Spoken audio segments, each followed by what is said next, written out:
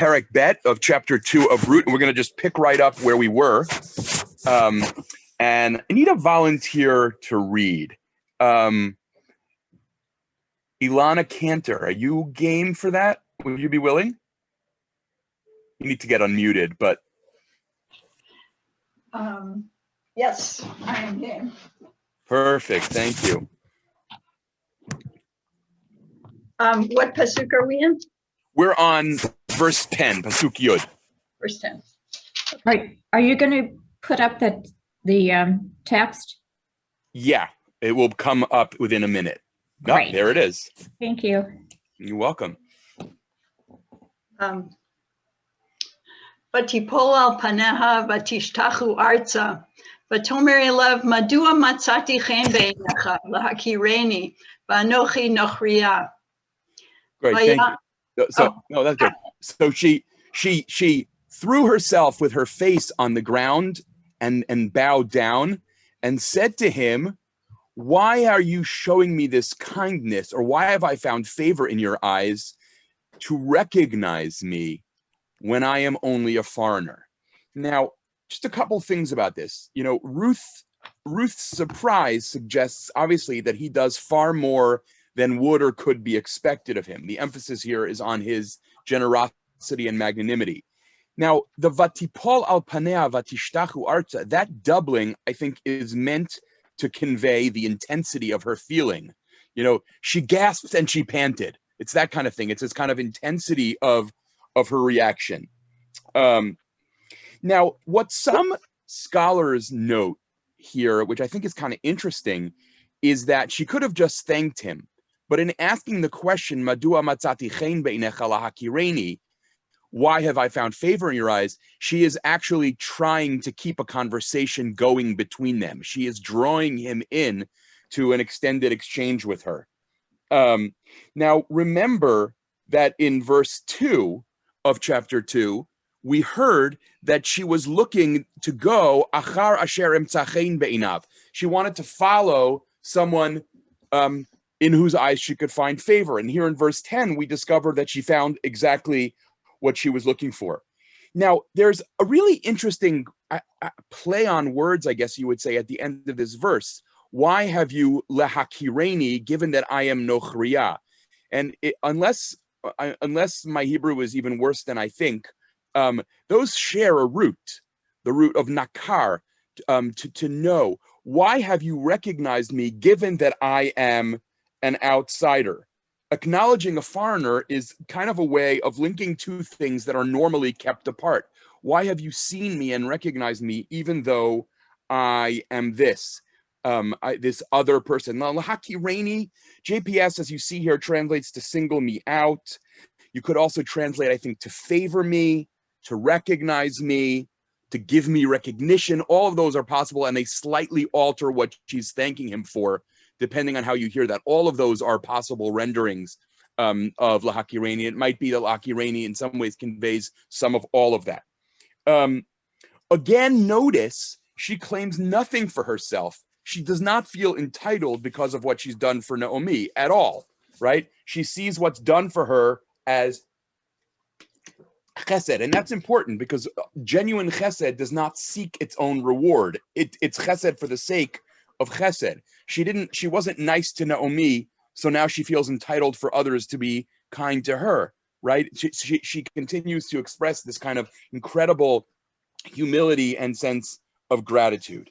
Now, one question that I think is worth thinking about, that this is like a nut that I have not cracked, and there's a lot to say about it. Why does she refer to herself as a nochriya rather than some form of ger, a stranger? A stranger, after all, a ger, has certain biblical rights, and the people are charged by God repeatedly to put their relationship with the ger front and center in their ethical vision of their life in the land. And a nochriya is lower on the scale than a ger. I will say that one of the things I realize that I need to go back and work on in my own writing is that I don't think in my own writings on the ger I have adequately wrestled with the ways that there is another category that is not a ger but is a nochri that receives far less warm and welcoming treatment than the ger. Now, it's possible that she thought she was just an ochriya, which is of lower status. Hence, Boaz treating her like a ger was inexplicable to her. It's possible that she did not realize she had this special status of a ger, or that in Israelite law, the ger had a right. So that would depend on her not really knowing that ger and ochriya are different, which I think is unlikely. It also might mean that she's just got to the land and doesn't really know. I mean, it's all very vague. I don't have a great explanation. I see here flashing across my screen Fred's comment of modesty. It's possible it may be a way of her saying, I know I don't have a right to very much, and just couching her experience as chesed. I'm not really sure. In all honesty, I'm not really sure. But I think it's interesting and worth reflecting on here. Okay, let's go to verse 11. Vayan Boaz vayomer la haged hu gadli. Is it? Gadli? Yep. Yeah. Kol asher asit et chamotech acharei mot ishech v'ta'azvi avich ve'imech ve'eretz moladetech v'telchi el am asher lo yadat t'mol shalshom. Okay, so Boaz answered her and said, I have surely been told of all that you did for your mother-in-law after the death of your husband, how you left your father and mother and the place of your birth, and you came towards a different people which you had not known beforehand. Now, Boaz's response here and in the next verse mirrors what Ruth said. First, dedication to Naomi, then severing herself from her own people and land to join a new people, and finally turning to God. If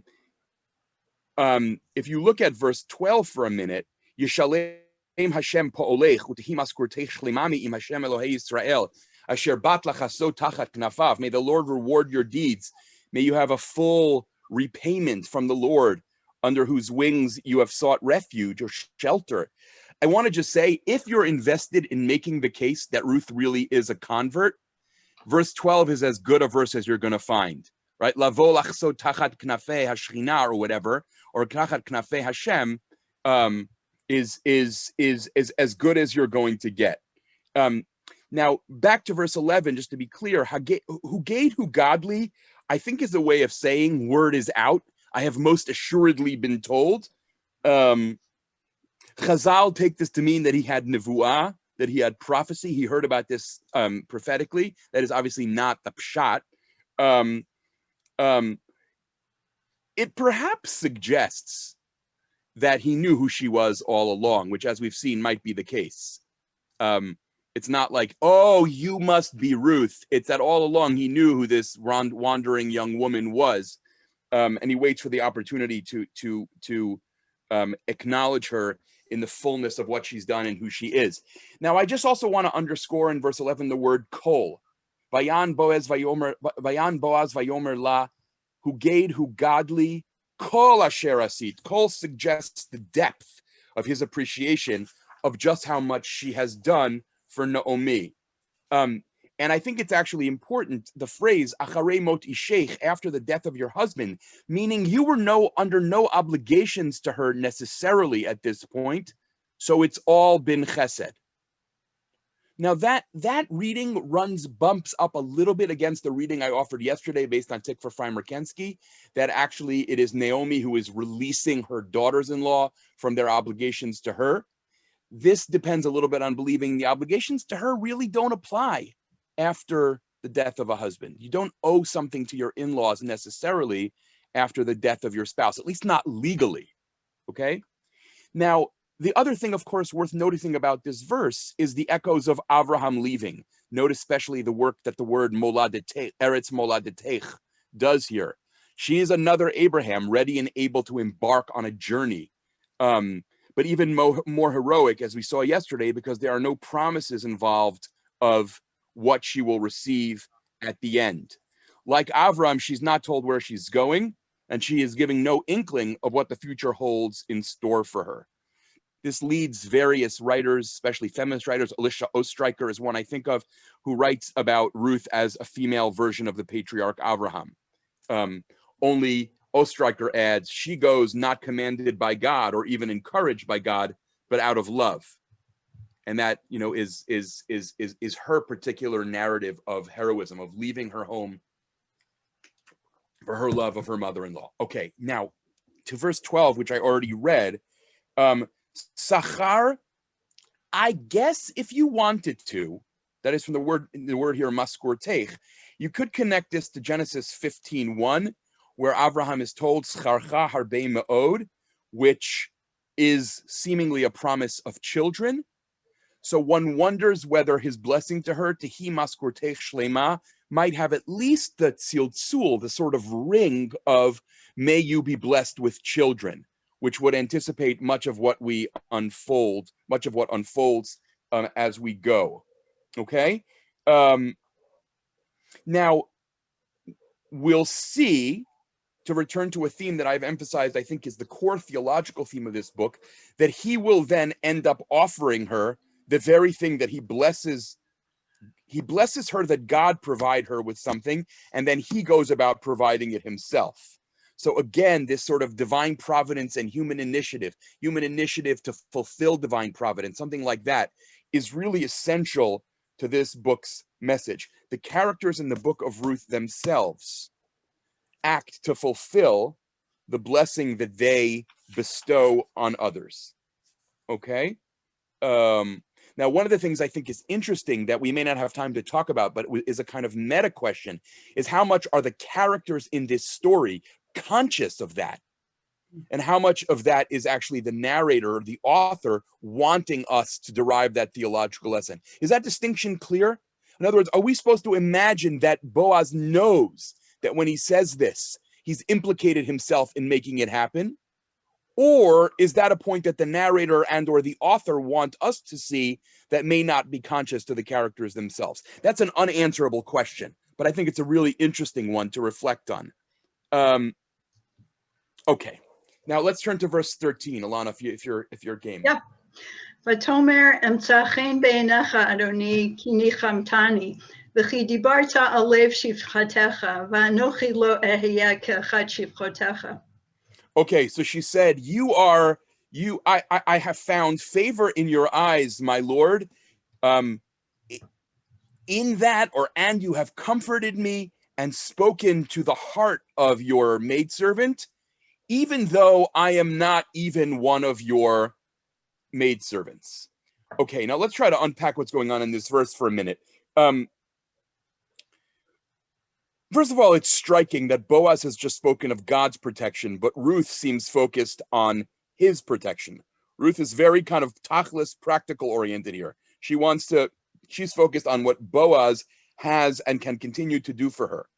Emtzachein be'inecha appears to refer to what he's already done, but the use of a cohortative, which may suggest, may I continue to find favor. Emtzachein be'inecha Adoni. May I continue to find favor in your eyes, it can be read as a request for the kindness that he showed her to be ongoing, rather than just a declaration about the kindness he's already shown her.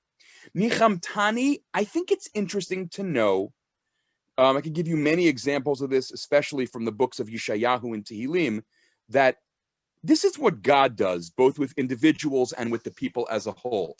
The role of Menachem is a role that is often attributed to God, and I wonder whether one of the things we're seeing here is a way in which the role of God is being, I don't know what the right word here, transferred, delegated, operated through the agency of Boaz, a person.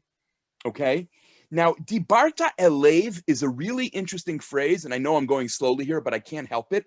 Dibarta elev suggests, based on, I think, a few places in Tanakh, courtship. Now, on the one hand, it just means speaking gently to me or speaking to my heart. But if you look at Genesis 34, for example, a disturbing story of the rape of Dinah, but Shechem's trying to ledaber et liba shel Dinah, Judges 19, another disturbing text, Hosea chapter 2. Ruth, just, I think, potentially can be seen as introducing an emotional bond between them to sort of say or imply or, intimate, you are courting me at this moment. It's a really interesting, the use of language and intertextuality, right? Some of you have heard me say many times that often the meaning of biblical verses is not found within verses, but between them. And this is an interesting case where you see the phrase dibarta elev, and if you have, if you know Tanakh well enough, you begin to hear other phrases, other places where this phrase appears, and you wonder whether she's at least kind of intimating the romantic possibilities that are unfolding between them.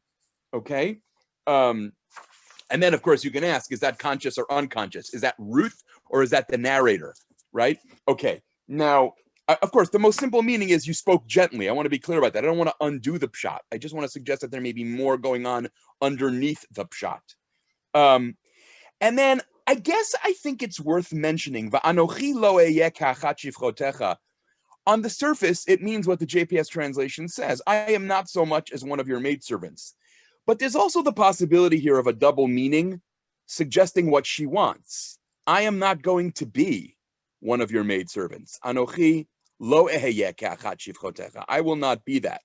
She has acknowledged her lowly status, but hopes that that will not be her permanent status. And this is where Boaz says in the midrash, what I mentioned yesterday, you are not from the handmaidens, amahot, but from the matriarchs, imahot, right? Boaz picks up on what she's just said here, or Chazal pick up and place in the words of Boaz an understanding of her intimation. Okay, pasuk Yud Daled. Vayomer la Boaz le'et ha'ochel goshi halom v'achalt min halechem v'tavalt pitech b'chometz v'teshev mitzad ha'kotzrim v'yitzbat la kali v'tochal v'tisba v'totar. Okay, so now I'm gonna, just in the interest of time, I'm gonna stop translating, except when I need to, on the assumption that people who don't have Hebrew can follow the English as we're going. Maybe that'll save us a little bit of time to focus on the verses themselves. Now, it's Boaz has prayed that God reward Ruth. Now it seems like he is going to start doing that himself. Okay. Note again, first of all, Boaz's total down-to-earthness. He sits and has lunch with his workers, which I'm not sure we're supposed to take for granted is something that a guy with a massive field with a superintendent does. I think that that's actually probably something significant we're supposed to notice. Now, for Hebrew lovers, I just want to say that you can vocalize this text in two different, not vocalize, punctuate this text differently. You can read it like this: Vayomer la Boaz le'et ha'ochel, goshi halom, and Boaz said to her when the time came to eat, come here. Or it could be read, Vayomer la Boaz le'et ha'ochel goshi halom, when it's time to eat, come here. I mean, it doesn't, this is not earth-shatteringly important. What it does is answer the question of whether this is a new scene or not.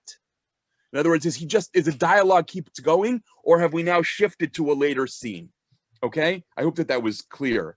Now, she is not a gleaner anymore. She's sitting with the reapers, and Boaz himself is feeding her. He's handing her roasted grain, and she eats. Now, notice his generosity that the text wants to underscore. He gives her enough so that she's full and that she has extra, right? That's a description of Boaz, right? Who is this man? Vatochal vatisba, here again, this is something that God normally does. The achalta v'savata, God gives food and leaves us sated. So here again, I suspect that Boaz is functioning as a kind of intermediary for God.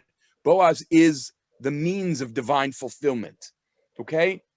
Okay, so now let's turn to verse 15. And Leah, if you can scroll up, that would be great. Thank you. Okay, Ilana, go ahead. Vatakom lelaket, vayitzav Boaz et ne'arav lemor, gam ben ha'omarim tilaket, velo tachlimuha. Okay, so this is obviously a major chesed. Let her also glean among that which has already been bundled, not only that which is dropped or forgotten. Okay? Okay, verse 16. How's that for progress through the parak? Go ahead. V'gam shol tasholu la min hatzvatim, v'azavtem v'likta v'lo tigaruva. Okay, so he's making Ruth's work here much easier. And he says to them, Lo tigaruva, do not scold her, is a way of emphasizing his concern, not just for her having enough food, but for her dignity. Now, it may also indicate, of course, that gleaners were often harassed or humiliated for their poverty. It would not be the first case in history or the last case where people are humiliated for their destitution. And he's very concerned here to preserve her dignity.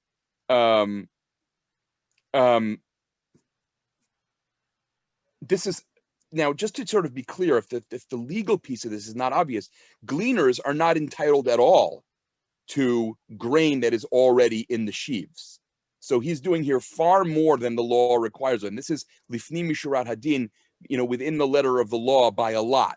Okay? And then we go to verse 17.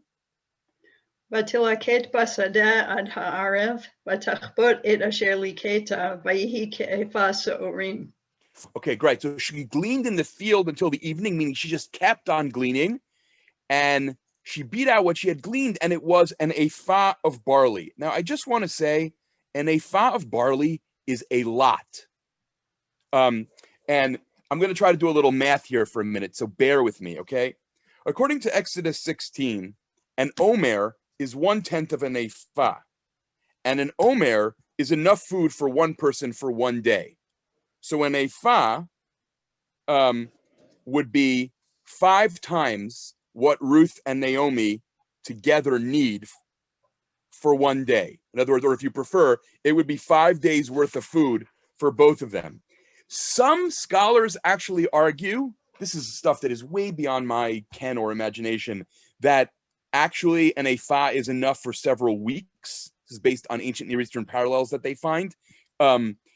Jack Sasson, who's a kind of folklorist, he argues that this is actually somewhere between 30 and 50 pounds, which Ellen Davis wonderfully calls a literally staggering amount for a worker to take home, right? I mean, this is incredible generosity on the part of Boaz. Okay. Now, I don't know, Judy Fentress-Williams, if you're on the call today, but Judy Fentress-Williams has this wonderful comment about this. To the Naomi who left full and returned empty, Ruth goes out empty and returns full. It's a wonderful formulation. Okay, let's go to verse 18. ותיסע ותבוא העיר ותרא חמותה את אשר ליקטה, ותוצא ותיתן לה את אשר הותירה מסביבה. Okay. So Naomi had, actually, you know what? Let's read 19 also, because I think it'll make us more sense of this. ותאמר לה חמותה, איפה ליקטת היום, ואנה עשית, יהי מכירך ברוך, ותגיד לחמותה את אשר עשתה עמו, ותאמר שם האיש אשר עשיתי עמו היום בועז.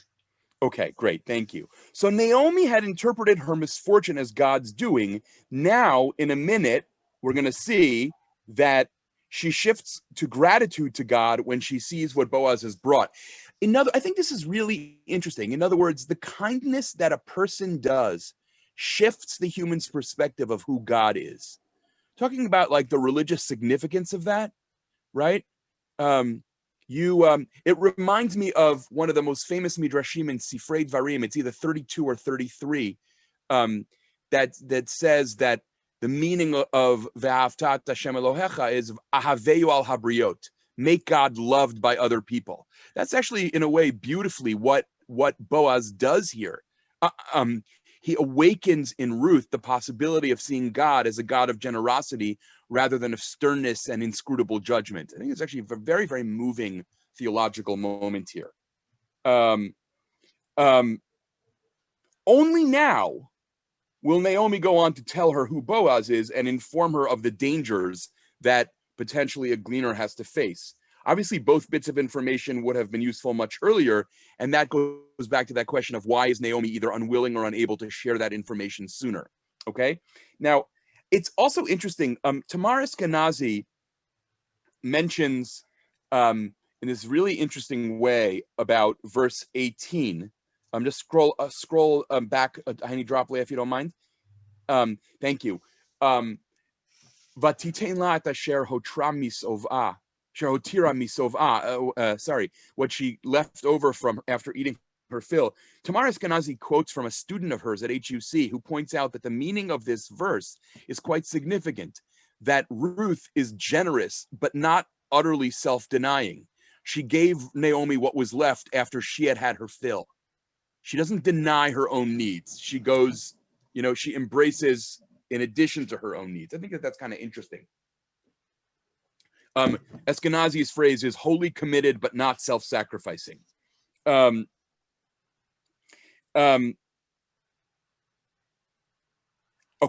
now in verse 19, the doubling of the question, Eifo likatet hayom ve'ana asit, is a conveying of excitement. You can almost hear a kind of breathlessness, right? Imagine, by the way, let's assume Jack Sasson is right and it's 30 to 50 pounds. And if that seems like too much to carry, that's the hyperbole of the text, right? But where have you been? What have you been doing? Like, oh my God, right? This kind of like sense of incredible excitement. And then the statement, Yehi makirech baruch, remember though, there's that pun here. Remember that Ruth has said she's a nochriya. So being makired, being recognized, is precisely the greatest gift you can give to an outsider. Here's an example of this at the risk of just taking a 1-minute detour. One of the more poignant moments in Sefer Breshit, in my view, is a moment in where Lot is dealing with the Sdomim. Lot says to them, Al na achai tareyu. Do not, my brothers, do this evil. And they say, look at this person who came lagur with us. They say, excuse me, brothers? We're not your brothers. You're a stranger. You're an outsider. So the lahakir of the outsider here is a very big deal. Okay, so I think it's actually quite, himakirech baruch. May the person who gave you this extraordinary gift of recognizing lahakir nochriya, of recognizing you despite and maybe because actually of your being an outsider, may that person be blessed. Okay, let's go to verse 20. Vatomer Naomi lechalata Baruch hu l'Adonai asher lo azav chasto et hachayim ve'et hametim. Vatomer la Naomi karov lanu ha'ish migoalenu hu. Okay, I want to say this is one of the most deliciously ambiguous verses in the entirety of the Hebrew Bible, because I will now try to offer you two translations, and I hope that they work and are clear. Okay, translation number 1. Naomi said to her daughter-in-law, blessed is he to God, this man who did not forget Chesed with the living and the dead. Translation number 2, and Naomi said to her daughter-in-law, blessed be he to God who has not forgotten his Chesed with the living and the dead. People hear the difference between those two things? Give me a nod if you understood the difference between what I just did. It may have been a little bit opaque. So let me clarify. This is actually really, I think, fundamental. Who is the person who is described here as lo azav chasdo et hachayim ve'et hametim? Who is the person who has not abandoned his kindness to the living and the dead? Is it God? Blessed be this person to the God who has not forgotten to do chesed with the living and the dead? Or is it Boaz? Blessed be the person to God, that person who has not forgotten to do chesed to the living and the dead. You follow me now? Give me a nod or a finger or a thumbs up or something if you followed me. In other words, now what you'll see is that academics will line up on one side or the other.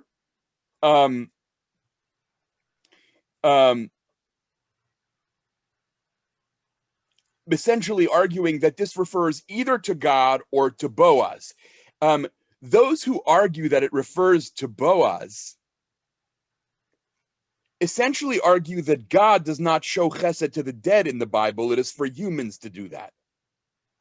On the other hand, those who argue that it's God say we know nothing about Boaz having done any chesed to Elimelech or Machlon and Kilyon while they were alive, right? Now, the phrase azav chesed also, by the way, only appears, if I'm not mistaken, in one other place, and that is in the story of Abraham's servant finding a wife for Isaac and expressing gratitude to God.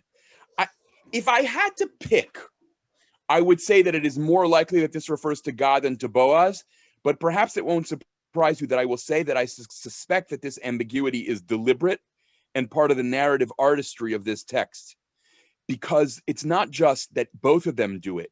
It's that God is lo ozev chesed through the fact that Boaz is lo ozev chesed. Boaz, again, as we've already seen in this chapter, is the vehicle and the vessel by which God does not forget chesed with the living or with the dead. Okay? And here I think is an incredibly interesting biblical theological move. I actually think that Deuteronomy may hint at something like this. Deuteronomy chapter 10, verse 18 says that God is Ohev Ger, and then 19 says V'aftemet Ger, which at minimum makes loving the stranger an act of the imitation of God, but may also be a way of saying God loves the stranger. Verse 18 says, by giving him or expresses that love by giving him food and shelter, lechem, food and clothing, lechem v'simla. Oh, you might ask, how does God do that? V'aftemet ger, I gave you a mitzvah. That's how I do that.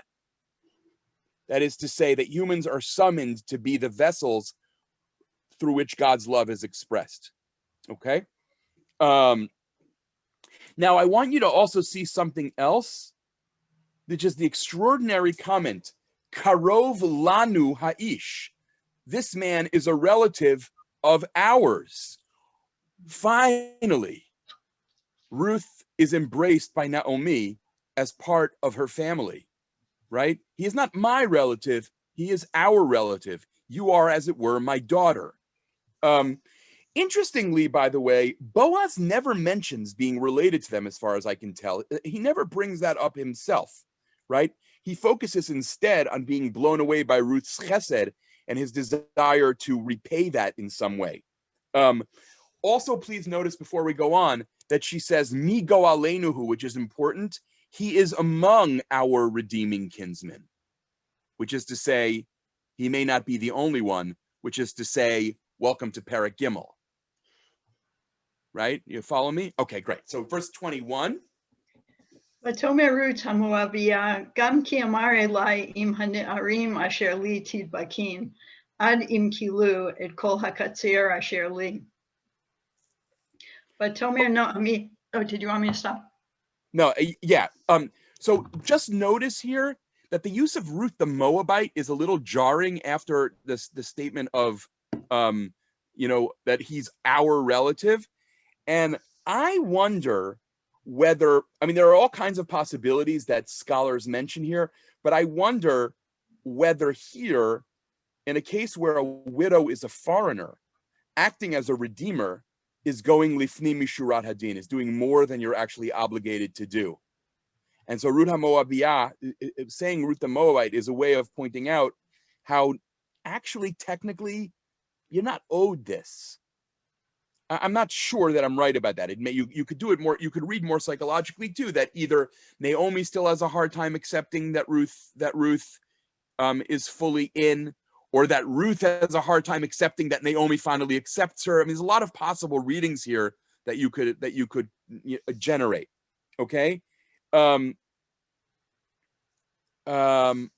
Now, interestingly, by the way, and Chazal love this, Ruth says that Boaz told her to stick to the Na'arim, the male workers. But what did Boaz actually tell her? Stick to the Na'arot, the female workers. Now, social historian types point out that Ruth may have experienced more informal mingling of the sexes in Moab than was common in Israel. I think that the midrash is more interested in the idea that means that Moabites were licentious and, not boundaried, etc., etc. But at very least, it's interesting because you'll see that Naomi very subtly corrects her in the next verse. Let's read verse 22. ותאמר נעמי אל רות כלתה, טוב ביתי, כי תצאי עם נערותיו, ולא יפגעו בך בשדה אחר. Okay, so Naomi redirects her essentially to the Na'arot, to the women, and lets her know that going elsewhere would actually be dangerous. And again, scholars, especially those who are skeptical of Naomi, want to know why she didn't say this before. Okay, now let's read 23. ותדבק בנערות בועז ללקט עד כלות קציר הצהורים וקציר החיטים, ותשב את חמותה. Great, thank you. So she does as Boaz and Naomi have instructed, rather than as she said, by sticking to the women. Now, the fact that it mentions both Ktsir HaSoarim and Ktsir HaChitim, the barley harvest and the wheat harvest, these happen in succession, one after the other. This suggests, I think, that a long time has passed before the next scene will unfold, as in months, not days. And Vateshev et Chamotah, she stayed at home with her mother-in-law. She has not forgotten Naomi, who remains her primary attachment, even as this kind of something might be brewing with Boaz. And then, of course, the reader is left with some suspense. The harvest is now over, but provisions have not been made, right? So what will become of these women? Okay, so we're going to go directly now into Perek Gimel. Ilana, are you game to keep reading? Sure. Okay, great. So let's, I want to just say a couple of things about Perek Gimel before we read it. One is that it is an absolute literary masterpiece in terms of ambiguity. If I were to ask you, make a definitive argument for me about what actually happens on that threshing room floor, I promise you, you can't do it. Right? This is like the author seems to revel in the ambiguity of this scene. Now, scholars argue about whether it's clear that what Ruth is after is marriage, and that we'll see. I'll point to that when we get there. I'm not totally sure what the answer is, to be honest. Now, one of the things I think is interesting literarily, this is not something that we would say in yeshiva, is whether the ambiguity is meant to be provocative, whether the text is playing with things like innuendo and sexual suggestiveness. I think that that's an interesting literary question about this chapter, as we'll see. Okay, okay. Let's go to Pasuk Aleph. Let's scroll. Okay. ותאמר לה נעמי חמותה, ביתי, הלא אבקש לך מנוח אשר ייטב לך. Okay, so first I want to just point out Naomi, who has until now been despairing and passive, now takes a great deal of initiative. Now, for the first time, we see a reciprocal commitment on her part to seek Ruth's welfare and not just to have Ruth seek her welfare. Now, but here's the key. This is, again, the theological point that I've mentioned before. This matters tremendously as a connection to chapter 1, verse 9. She had said that that they should be blessed by finding menucha in the house of a husband. But now it is she who seeks manoach, same word, for them. She is going about fulfilling the blessing that she made, the blessing that she offered. She becomes the vehicle, the vessel of fulfilling the blessing that she has offered. Okay?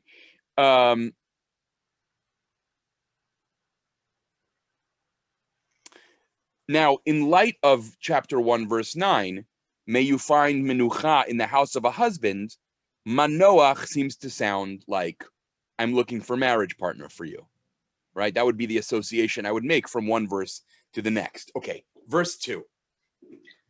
ועתה, הלא בועז מודתנו אשר היית את נערותיו, הנה הוא זורע את גורן הסהורים הלילה.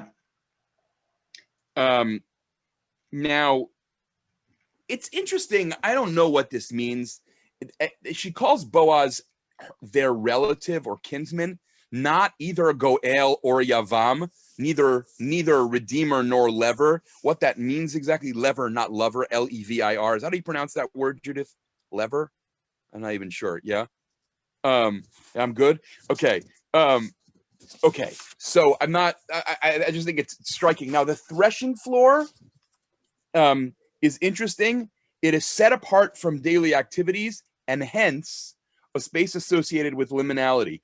Later on, you can look at Hosea Perek Tet Pasuk Aleph, And you'll see that the threshing floor is a site associated with freedom from sexual constraint. It is a place of licentiousness. Okay, so saying he's going to be on the threshing floor is an innuendo. Okay, I think there's no other way to see that. He will be winnowing barley on the threshing floor. Okay, go ahead. Virachatzt, vasacht, besamt simlotayich alayich, yaradet hagoren, al tivadi laish, ad kaloto le'achol v'lishtog. Okay, now virachatzt vasacht, vesamt simlotayich, bathe, anoint yourself, and dress up. Eskenazi points out that this is an ancient Near Eastern trope, that this is what someone does before a major change in their life. This language is used in Babylonian marriage ceremonies from the 12th century, for example. Also notice the way God betrothed Jerusalem in Ezekiel 16, and also the way that David does this at the end of a period of mourning in Shmuel Bet chapter 12. This, by the way, it seems to me, would bolster the reading that she has marriage in mind here, both the imagery and the Babylonian parallels. Okay, now anoint yourself. Some translators make the point clearer by reading perfume yourself. The Septuagint has rub yourself with myrrh. I mean, they don't want to leave anything to the reader's perhaps too subtle imagination. The change of clothing coupled with an encounter with a potential redeemer / lever evokes the Tamar story again, I think, in Genesis 38. And go down to the threshing floor. Here, I just actually want to notice something, perhaps like pedestrian, but the Septuagint here clearly reads Ve'alit el hagoren, which would make more sense, and go up to the goren, because threshing floors are usually at an elevation in order to catch the wind, right? You toss something in the air, you wait for the wind to blow out the part. Going down to a threshing floor would not actually make a lot of sense. Al tivadi, do not let yourself be known. I also wonder whether this is a kind of a playful innuendo on the part of the text, because yada is a word that it implies or can imply sexual intercourse. Al tivadi, do not be known, is an interesting phrase. Okay. Okay. Let's go to verse 4. Vayihi v'shachvo v'yadat et hamakom asher yishkav sham, uvad v'gilit margalotav v'shachavt, v'hu yagid lach et asher ta'asin. Okay, here I'd like to just observe that the root shachav, to lie down, appears 8 times in this chapter. The closest parallel to that is Genesis 19, which discusses the illicit sex between Lot and his daughters, which leads to the birth of, wait for it, Ammon and Moab. So some interesting way this text is talking to that one. I'm assuming that the 8-fold mention, by the way, I'm sorry, I should have said that in the Lot story, that root is used 7 times, but still, I'm imagining that this is intended to link the 2 episodes. Fentress Williams makes the really nice observation that the point may be Moab finds a way back into Israel instead of being let out. Here the Moabite becomes an ancestress to be revered instead of one relegated to shame. This story kind of redeems the other. If you're interested in Judy Klitzner's writing, you would see this as a subversive sequel. If you're interested in Harold Fish's writing, you would see this as a story that redeems an earlier story. Something like that going on here, okay? The other places, by the way, that the word shachav keeps coming up again and again, which I wait for one of you to write a magnificent either sermon or article about this, are the story of David and Bathsheba, also 8 times, and Amnon's rape of Tamar 6 times. I don't know what this means exactly, but I mean, one thing it might mean is that the shachav is meant to conjure sex, and that's the innuendo. It's not just sleeping, it's sexuality. Not sure. Open to people's comments in the chat, etc. Okay. Now I would just say it's worth noting that we never have shachav et, which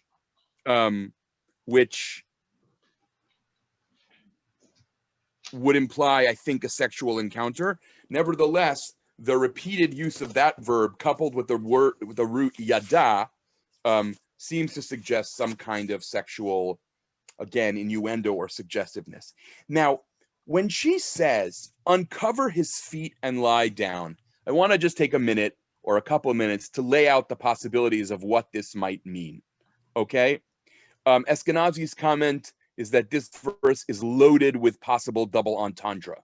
It is never actually made clear just what Ruth is supposed to do with Boaz, okay? Now, one possibility, uncover this space at his feet. That is how the Septuagint, the Vulgate, the Pshita, all these early translations, commentaries understand it. Some people want to read uncover yourself at his feet, but the question is, can gilit, as opposed to hitgalit or something like that, mean that, right? In other words, that the object here would be left implicit, gilit atzmech or something like that in later Hebrew, you would say.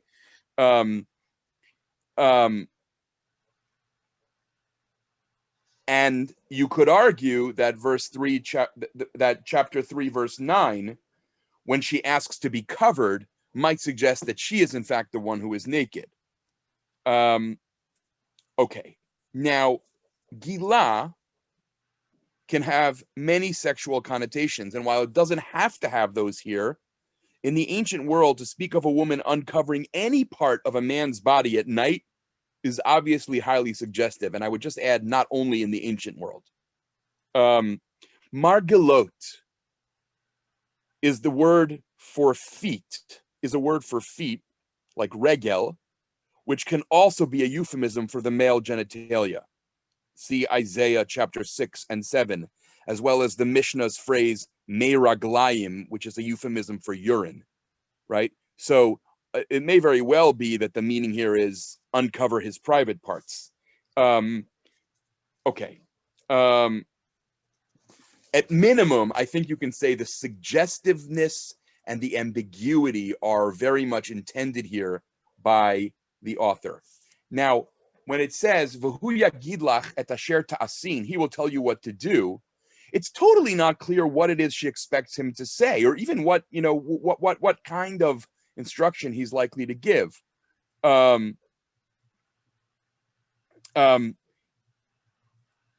Some people think that this is an allusion to sex. Zakavich, for example, thinks Naomi's plan is for Boaz to sleep with Ruth and thereby become both legally and otherwise connected to her.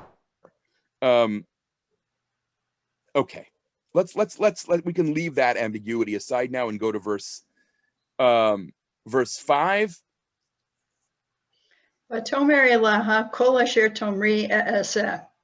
It's interesting just to notice before when Naomi had given her instruction, she said, no way, I'm going to do what I want, which is to go with you. And now she says, I'll do exactly as you say. I have to say, despite the fact that this may be an overread, I cannot help every time I hear this verse, hear an echo of Israel at Sinai. Whatever God says, we will do. I think there's something interesting there about Ruth becoming more and more of a, I'll use a word here from the God knows what, more of a Jewess through this process.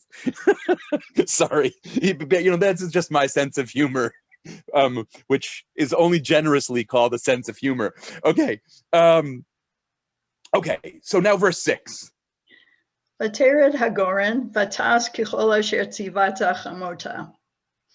Okay, so she went down and she did exactly what she had been commanded. Let's actually read a couple more verses and then we'll go from there. Let's read 7 and 8. Okay. Vayochal Boaz, vayesht, vayitav libo, vayavo lishkav b'ktei ha'arema, vatavo balach, vatigal margalotav, vatishkav, vayihi b'chatzi halayla, vayacherad ha'ish, vayilafet, v'hinei isha shochevet margalotav. Okay, let's just stop there for a minute, okay? So here's the second scene between Ruth and Boaz, and it's a stark contrast between the last one. Instead of broad daylight, it's now the middle of the night. instead of an open populated field with people watching them, it's a secret location that people don't know about. What was once public is now private. Eskenazi comments, the scene is literally shrouded in darkness. And of course, to state the obvious, the darkness builds suspense. Now, I guess I want to just belabor the point for a second about the threshing. Fentress Williams makes the observation that because of the harvest of grain, the threshing floor is associated with fertility in other places in the ancient Near East. And in fact, the word to thresh is a metaphor for sexual intercourse in a variety of agricultural societies. Another level of innuendo and suggestiveness. Okay. Let's just say a couple of other things about this. Remember I said that I couldn't help but hear the echoes of Sinai? I just want to underscore that it's not just whatever God says we will do, but it's specifically the language of tzivui. Scroll up to verse 6 for a second, if you would, Leah, so people can see what I'm talking about. Kechol asher tzivata chamota, right? The language of tzivui there is, I think, really interesting. And the question is whether this is somehow meant to suggest God's presence being there at all. Not sure. Okay. Now,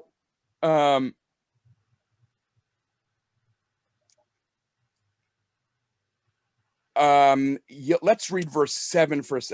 Let's say something about verse 7. Balat seems to mean something like stealthily or softly.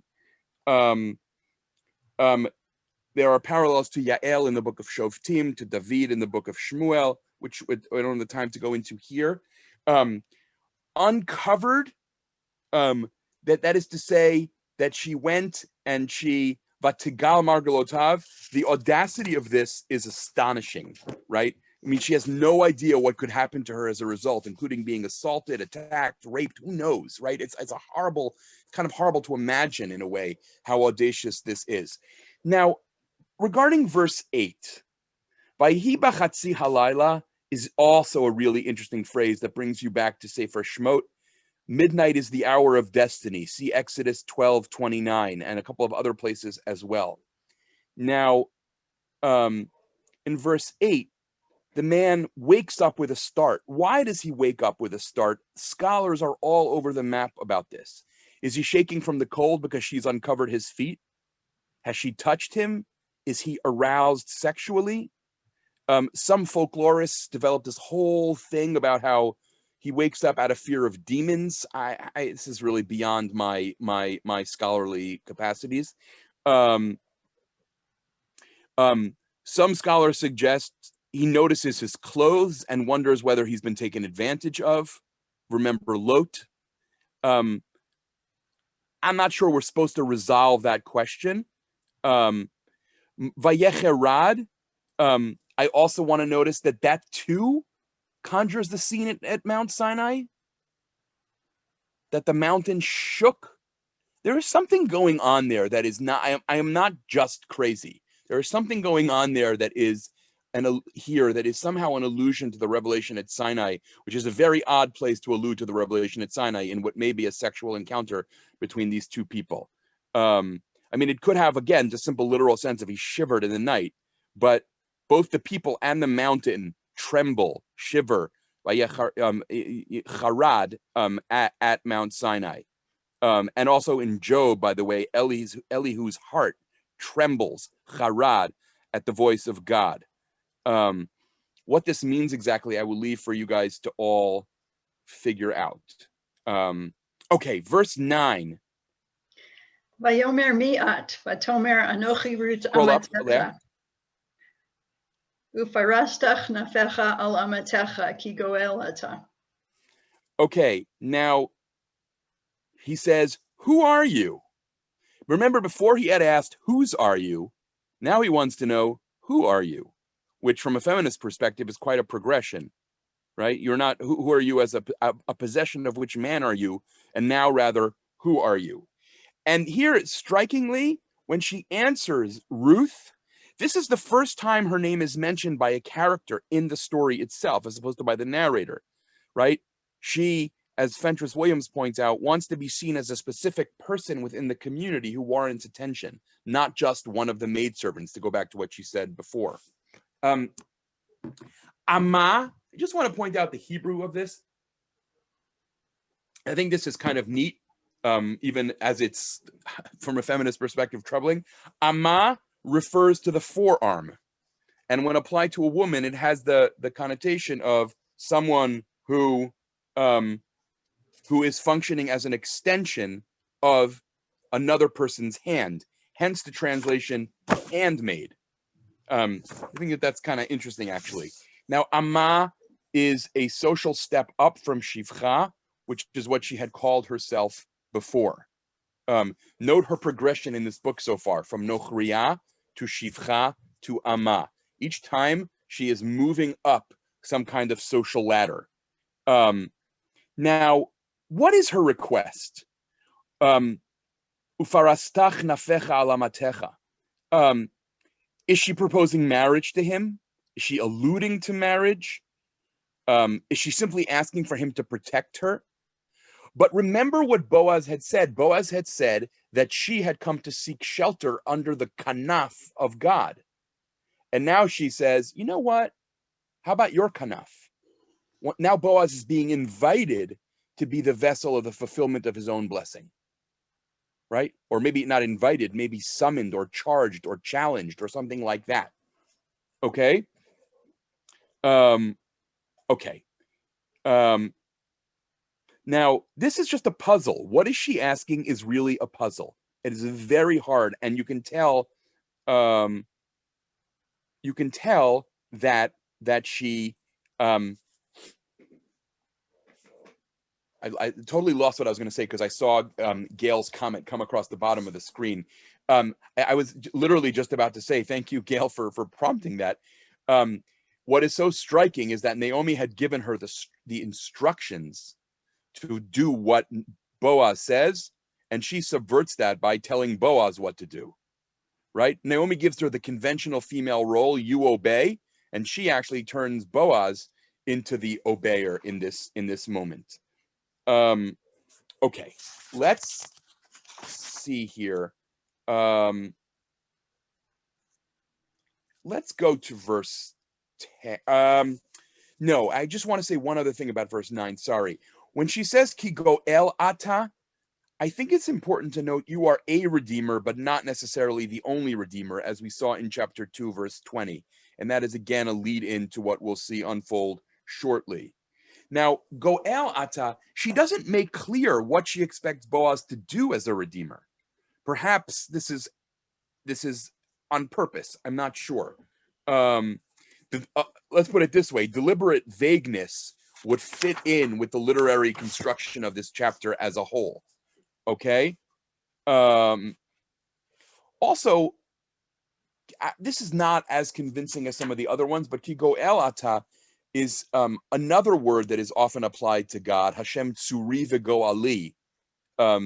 So you could argue that he is being reminded that there's a divine role, as it were, for him to play. The problem with that is that goel is also a human category, so I'm not sure how convincing that really is. Now, if you go read traditional parshanut and commentary, and if you go read modern scholars, you'll see people all over the map on what actually happens between them. I would say that in brief, I'm being a little bit too casual here, but the frummer the commentator, the more likely it is to say that it's a remarkable display of self-control. Nothing sexually untoward happens between them. The less from the commentator, the more likely they are to imagine that perhaps some kind of sexual encounter does take place between them. There are exceptions in all directions, but that's worth just sort of noting. Okay, let's read one last verse before I take some questions. Vayomer brucha at ladonai biti hetav chastecha acharon min harishon livilti lechet acharei habachurim imdal ve'im ashir. Okay, so blessed are you to Hashem is a parallel to Naomi's blessed is he to Hashem. In both cases, the blessing is tied to Hesed, right? In each case, what inspires the statement, you should be blessed of God, is the chesed that the person does. In one case, Boaz, in this case, Ruth. Now, what are the two acts of chesed that he refers to? One possibility is that both of them are acts of chesed that she's done to Naomi. The first one is obvious, by staying with her and loving her. And the second is in choosing someone with a connection to her. And yet, Boaz never talks about Naomi. I'd be more inclined to say the first chesed is with Naomi, and the second one is Boaz not walking after younger men. There's two halichot here, right? There's one walking with Naomi, which is verse 11 in chapter 2. And then there's here walking after Boaz rather than a younger man.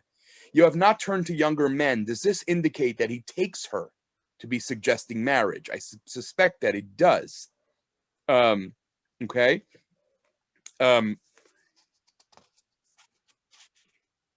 Boaz's response, though, right? What's striking is he doesn't acknowledge that because she's a Moabite, she has no right to expect anything.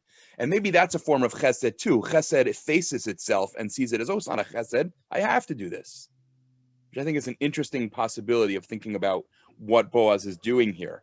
Like, he's not making a big deal of the fact that actually neither of us has to marry you, but actually sort of saying, okay, right now, of course, you could say this because he's fallen in love with her and wants to be with her, but it's still striking, I think. Okay, let's stop there. We'll pick up tomorrow with verse 11, and let's go to gallery view here and take some questions. And Leah, if you don't mind saving me the chat box, that would be great. Thank you. Any questions? Yaakov, is your hand up? Yaakov Schechter, is your hand up? You need to be unmuted. I wanted to comment about the whole issue of being a Moaviyah, which pops up and then it's sometimes emphasized and sometimes you just don't see it at all. What is the significance historically, if we think about the time when the book was written, whatever it is, the significance of the relationship between Israelites or Israelites and Moab? And sometimes they were, of course, terrible enemies, killing each other, but at other times it was really all quiet down. What is this historical relationship has to do with the whole span of the book of Ruth? What does it mean? Well, I think one thing that we could say, so, my easy answer is I'm not sure. My better answer is that if this book really is wrestling with the question of, are outsiders ever allowed in or not, then this book has a tremendous role to play, especially in the time of Ezra and Nehemiah, where you have one side of Israelite culture that basically says, purity requires pushing all the outsiders out, or pushing all the interlopers out, if you will. And this book would be a way of saying, no, actually, there are times when one makes space for the outsider if their loyalty and faithfulness are displayed in the way that the loyalty and faithfulness is displayed here. To your comment about Moab in particular, that's harder to me. I think one thing that's interesting is the ways in which Moab is both an enemy and a cousin.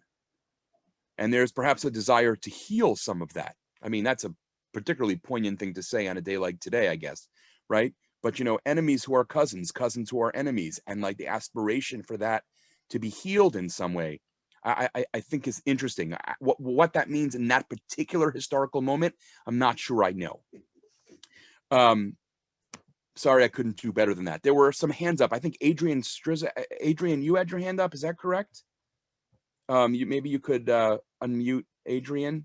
I don't see where. How can I see? It tells me 5 hands are up. How do I see who they are? I don't know. Okay. You should be able to click view. So my question, I'm sorry. Go ahead. My question is not really a question. It's just to further your comment. So Ruth says to Naomi at first, ignores what she wants and does what Ruth wants to do, which is to stay with Naomi.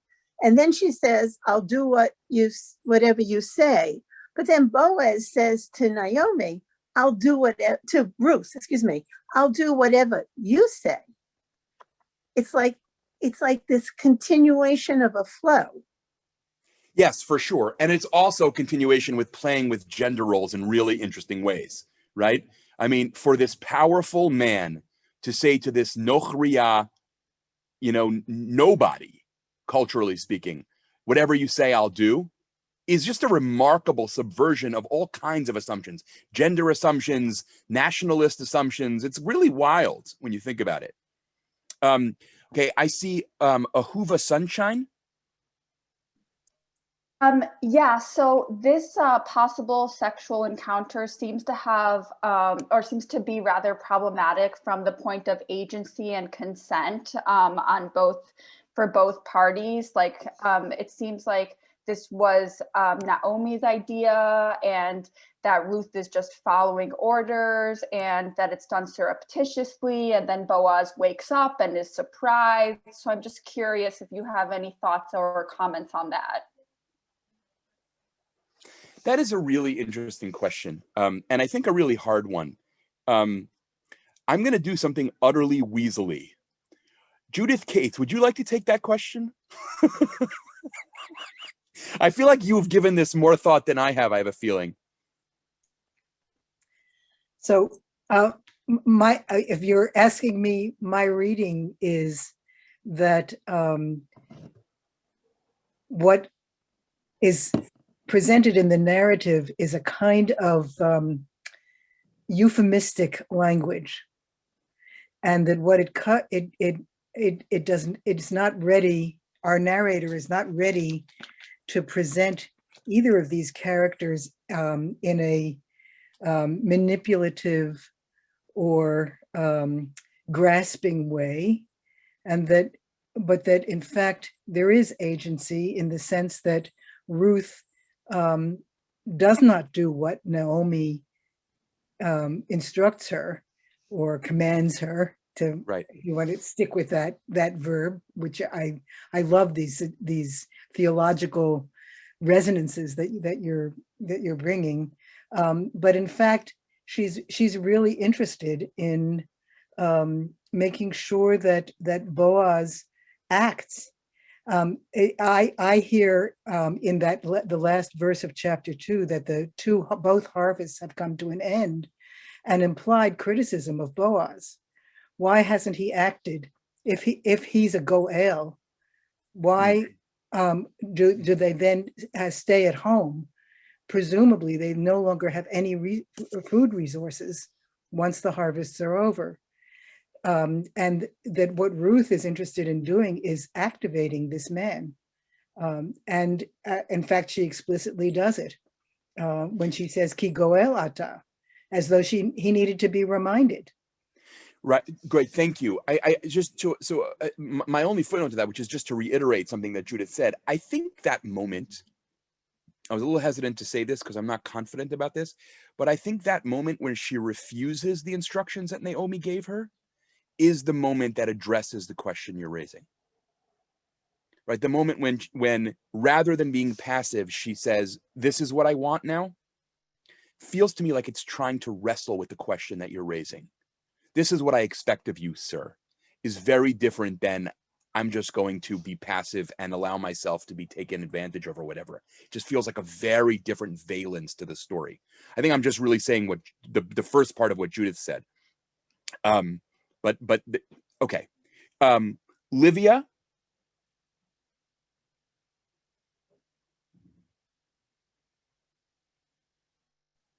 Did you have your hand up? Livia Bardi needs to be unmuted. Everyone can unmute themselves. I think we got it. Introduce me. Okay, this is David. I have a question about chapter 2, verse 11, which I'm reading in light of later in the Tanakh, in the Sefer Shmuel, in the scroll of Samuel, when King Saul is pursuing David. David sends his father and his mother to Moab for safety, and I think it says to the king of Moab for safety. So it's something like that. Mm-hmm. Now, I'm looking at verse 11, and it says, "Vata'azvi avich ve'imeich." It says, "Eretz moladetech." You focused on Eretz moladetech, but I'm focusing on avich ve'imeich. What do we make from the avich ve'imeich? One, her father must still have been alive for that to make any sense at the time that Ruth decided to go with Naomi. So, but who were avich and imeich? What does those two words convey to us in this section of the? Well, I think that what they convey is, to put it in a kind of very almost crude way, is the Avraham-like nature of the departure. Just as Avram leaves his father behind, Ruth leaves her parents behind. If her parents had died, she would be potentially unprotected. She doesn't have sons. She doesn't have a husband. Oh, she doesn't have a father? Then her heroism becomes somewhat smaller. But the fact that she has the option of a home she can return to makes the heroism of her journey all that much greater. In other words, I think it amplifies the chesed and the generosity in her action. Does that make sense? Could there be an implication, the kind of thing that Chazal like to come up with, that her family was a very distinguished Moabite family, not just your ordinary run-of-the-mill? I think that there could be such an implication, but there need not be such an implication. In other words, as if avich ve'imech, your father and mother, they were a big deal. I'm not sure you have to read it that way, but I think you could read it that way. And thinking of the scroll of Samuel, sending the David, right? But there's no indication, right? But if the move you want to make is to say that she's the daughter of the king of Moab, I don't think there's any indication of that in the text itself. That would be going too far. Yeah, I think it could be a big cheese without being the king. Exactly. Well said. All right. Let's say Joyce Stern. You can have the last question here. I'm sorry I didn't get to everyone, but doing my best here. Thank you so much. This is such an astonishing book. So many episodes are just leave you breathless, in shock. It's actually, to my mind, and I don't mean this, it's going to sound very judgmental, but it's a subversive text, introducing all these ideas of, like, who was a Jew, for starters. My question is, you drew the contrast between the encounter between Boaz and Ruth open in the field with the encounter in private, secret, right. No one can see it. So this leads me to ask, why doesn't Naomi act like a shotgun? Why doesn't she say, hey, I'm back in town, guys, and I need some help. And you are a redeemer. So let's talk. Now, instead of that, she goes through this complex scenario of basically having Ruth maybe even marry, if having intercourse constitutes marriage, which we know it does. Why does she go through that rather than go out in the open and talk to Boaz on behalf of her daughter-in-law? That's my question. So two responses to that in very different registers. One is that I think your question assumes a character who is far more together and has a much healthier sense of her agency than Naomi does at the beginning of this story. Naomi starts out the story as a person who has had the life spirit crushed in her. And so what you're describing seems to me to be something that would be unimaginable for her. Hi, I'm Naomi. I've lost everything in the last few months, but here I am. I don't think it works that way. And I think that goes back to Judith Cates's reading of how much of the story is shaped by her sense of desolation. So that's piece number one. Piece number two is, I would urge us not to forget that Ruth is a Moabite, and it is not clear what obligations a redeemer has towards her. Okay.